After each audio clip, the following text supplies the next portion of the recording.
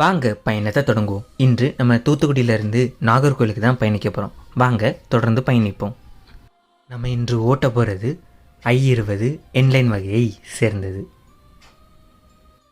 மகிழுந்து எடுத்துகிட்டு இப்போ நம்ம நாகர்கோவிலுக்கு தான் பயணிக்க போகிறோம். வாங்க தொடர்ந்து பயணிப்போம். இப்போ நம்ம வந்திருக்கிறது திருப்பதி சாரம் சுங்கச்சாவடி, நாகர்கோவில் பக்கத்தில். நம்ம இலக்கு இடமான இந்த குறிஞ்சி நிலத்தின் அடிவாரத்துக்கு நம்ம இப்போ வந்துட்டோம்.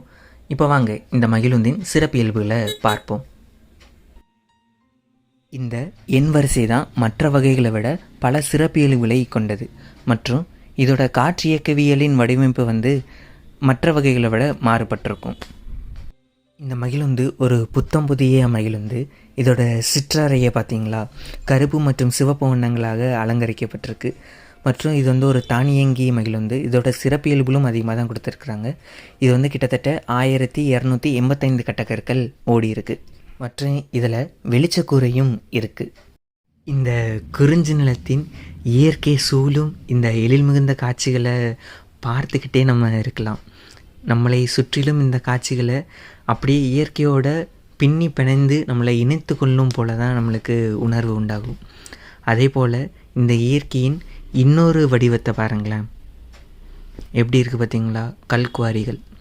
ஒரு கல்குவாரி ஒரு மலை உடைக்கப்பட்டனால அந்த இடம் ஒரு பாலைவனமாகி குப்பைகள் கொட்டும் இடமாக மாறி போயிருக்கு. மனிதரின் அற்ப செயல்னால இந்த குறிஞ்சி நிலம் பெரும் இன்னலுக்கு உள்ளாயிருக்கு. இந்த உலகம் எல்லா உயிரினங்களுக்குமானது. இந்த எழில் மிகுந்த மலை தொடர்ச்சிகள் பல உயிரினங்களுக்கு வாழுமிடமாகவும் வாழ்வாதாரமாகவும் இருக்குது.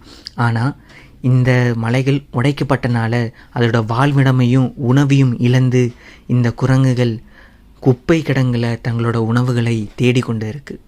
இங்கே உள்ள பல மலைகளின் நிலைமை இப்படி தான் இருக்குது. இதுக்கு யார் காரணம் என்று உங்களுக்கே தெரியும். ஒரு பக்கம் அழிக்கும் மனிதர்கள், ஒரு பக்கம் காக்கும் மனிதர்கள். இதெல்லாம் பார்க்கும்போது திருவள்ளுவர் சொன்னது தான் நினைவுக்கு வருது. பிறப்புக்கும் எல்லா உயிரினங்களுக்கும். யாரும் இதை மறந்துடாதீங்க. இது எல்லாற்றையும் மாற்ற வேண்டும்னா நம்ம தான் இறங்கி மாற்றணும். சரி, வாங்க நம்மளோட பயணத்தை தொடங்குவோம். போகிற வழியில் கொஞ்சம் நொறுவை தீனிகள் வாங்கிட்டு நம்மளோட பயணத்தை தூத்துக்குடி நோக்கி பயணிக்க போகிறோம். இப்போ நம்ம நாங்குநேரி சுங்கச்சாவடியை கடந்து போயிட்டுருக்கோம். போகிற வழியில் ஒரு கனரக வாகனம் விபத்துக்கு உள்ளாக இருந்தது. சாலையில் பயணிக்கும்போது பொறுப்புடனும் கவனமாகவும் ஓட்டுங்க. கடைசியாக பாதுகாப்பாக தூத்துக்குடி சேர்ந்துட்டோம். நம்மளோட பயணத்தையும் பாதுகாப்பாக முடிச்சிட்டோம். நன்றி, வணக்கம்.